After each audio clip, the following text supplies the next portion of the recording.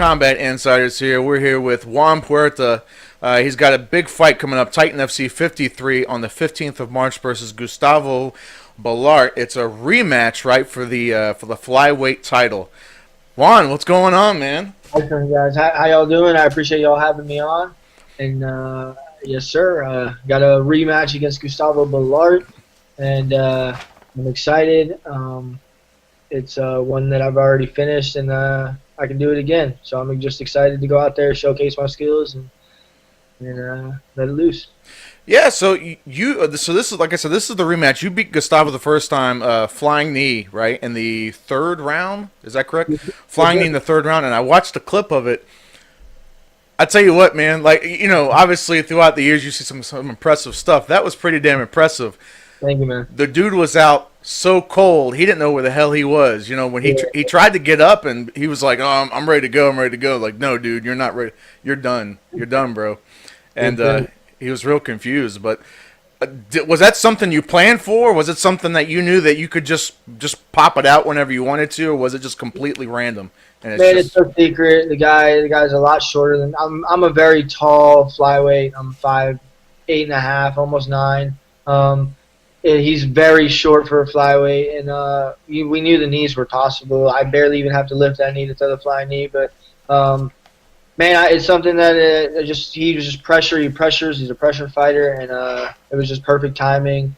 Hey, man, so I don't know if I can do it again. I'm gonna definitely try, but we definitely have some other tools that we're gonna try to point out and make him land. I know if I make him land, he's gonna go out again. So we'll see. But I mean, like I said, Gustavo's a tough kid, tough opponent. I know he's gonna be a tough fight. But I'm ready for it. It's nothing I'm not prepared for.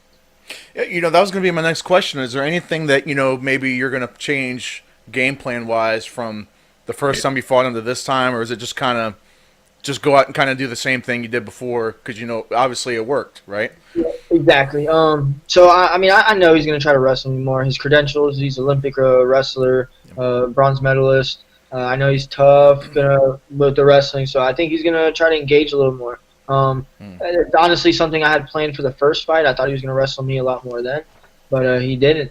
And I think this time he's going to try to push me against the cage. So the game plan is just staying in his face, jabs, keeping him at the outside of my punches. There's no, I mean, I'm not trying to hide it from him. Whatever. It's the game plan. He's going to try to get inside and try to wrestle me.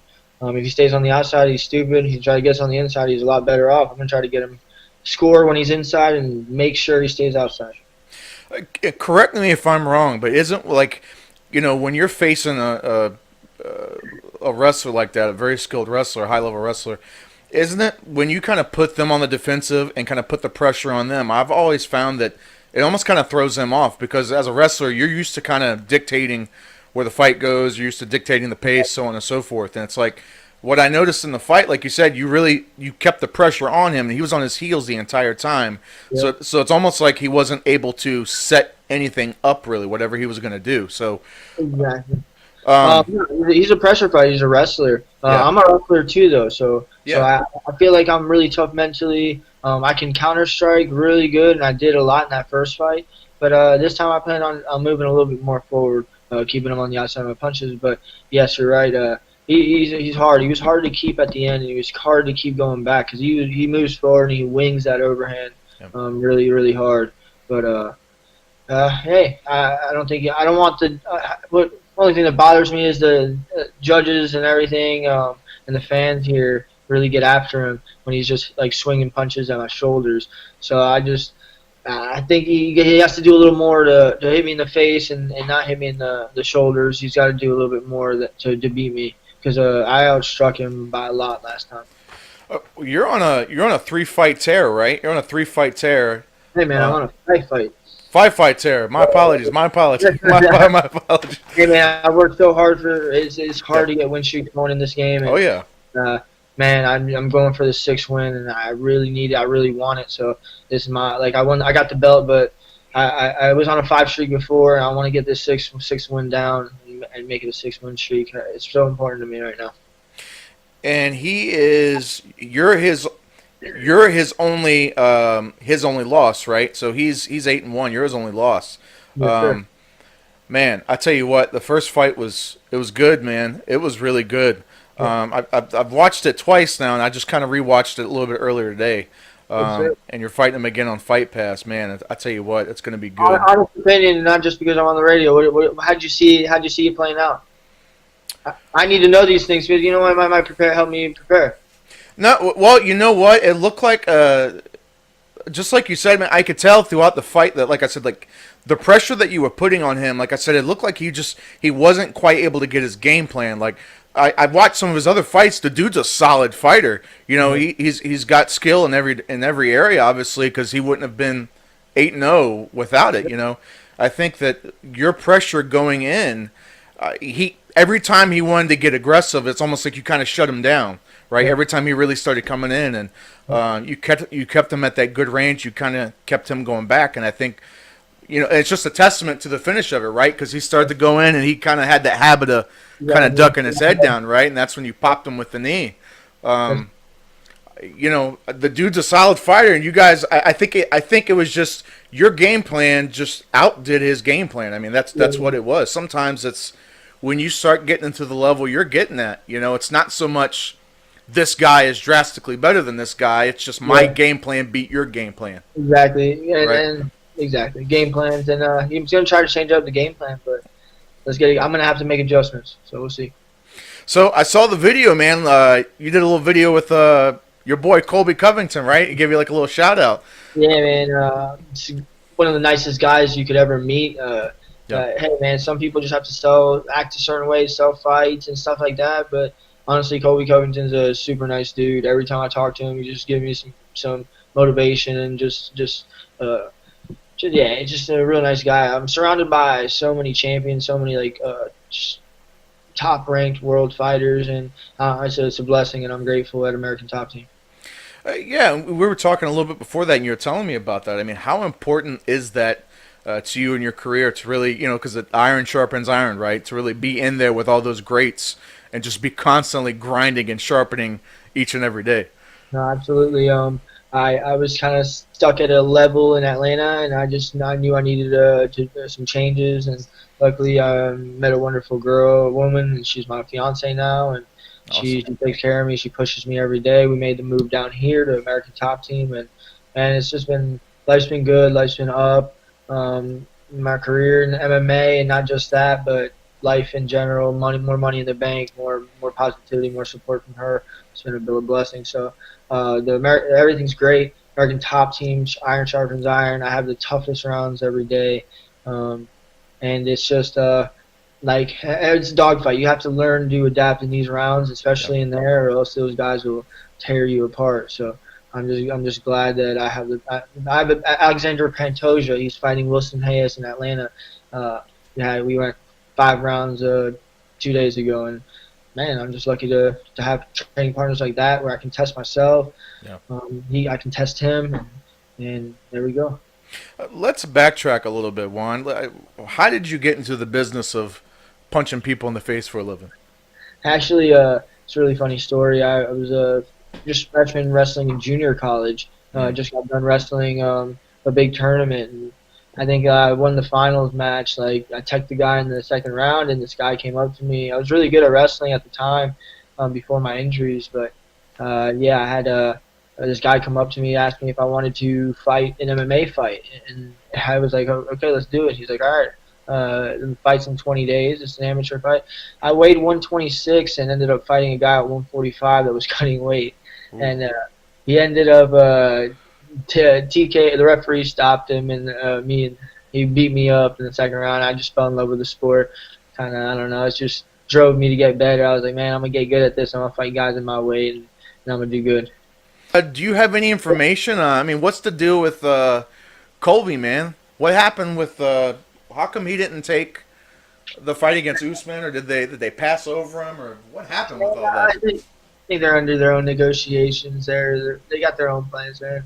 Yeah. Hey, Kamaru wins. You can see the Colby Kamaru set up right away. So I don't get into it too much with that. They keep that pretty secretive. But yeah, I get that. That's what I'm assuming at the gym. Yeah. Right now they're just waiting for a good matchup, good payday, good opportunity. I don't know what's going on.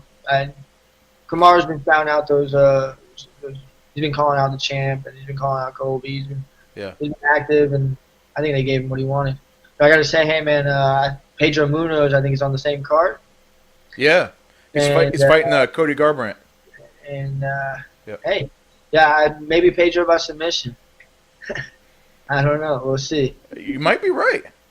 You might be right. Cody might be a changed man after those two TJ fights. Exactly. You never know. Maybe Pedro lands a hook or something, and Cody falls, and Pedro locks up another guillotine.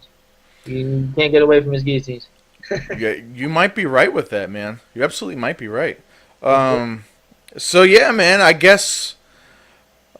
What about? Oh man, what else was I going to ask? Oh, with the. So what do you think about the whole Tony Ferguson, Max Holloway, Dustin Poirier thing, where they offered Max the fight, and then he said he kind of turned it down. Now it's Max and Dustin for the 155 interim, and it's just. Yeah, that's crazy, man. We just found out about the DP fight, and man, I don't know what's going on, but I'll tell you this: Dustin's been waiting for an opportunity like this, and been waiting and grinding for it. So, and he finally got it. So good for him, man. He's another good friend and good person.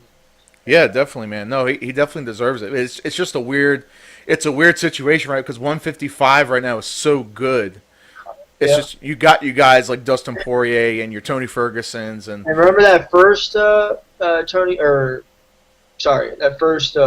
Poirier fight? Oh yeah. That was a good one, man. That was a good one, and oh yeah. But I'm gonna go ahead and say the 55 king. I think is Tony Ferguson. I really like his style. I think he's gritty, tough, good striking. But when he's going to be with his striking, he finds a way to win and finishes. And I really like that style. Actually, yeah. So I don't know. I think if Khabib and him fought, I think Khabib would take him down. He'd omoplata him or work that Eddie Bravo jiu-jitsu and get him. Yeah, you know what? I think if anybody right now in the current 155 poses a serious threat, I think it would be Tony Ferguson because of his jiu-jitsu and because he's so good off his back.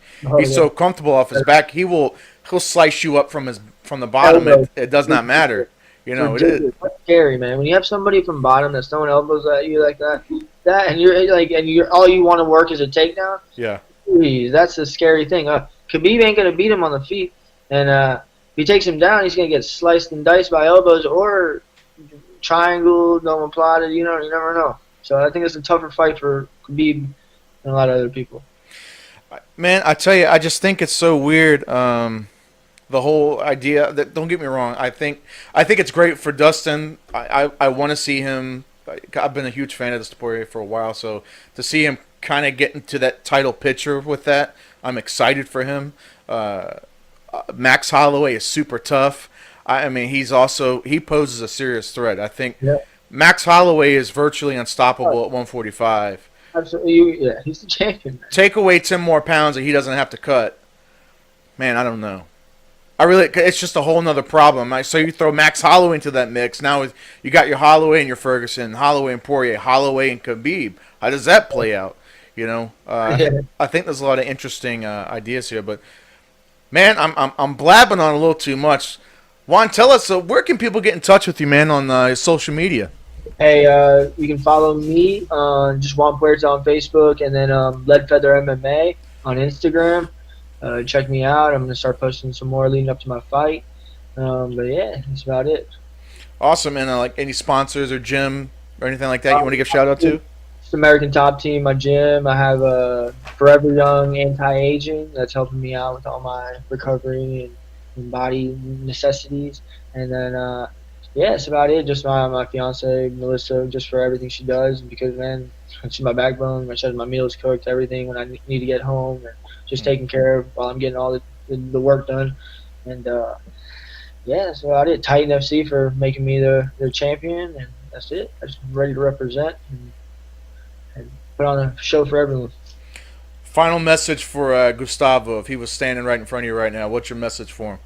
I'm gonna finish you and just wait. I'm gonna bring you in deep water and I'm gonna drown you, man. I'm gonna smoke you however I need to, but I'm gonna find a way to win. Juan Puerta, Titan FC, March 15th versus Gustavo Balart, and it's going to be on UFC Fight Pass for the flyweight title. It is a rematch. Go check out the first one. You can find it on YouTube somewhere.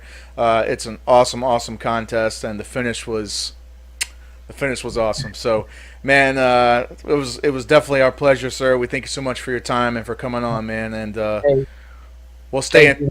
Yeah, hey, man, thank you, and we'll stay in touch. Yes, sir. Please stay in touch. I appreciate you, and thank you for your time and the exposure, man. I appreciate it.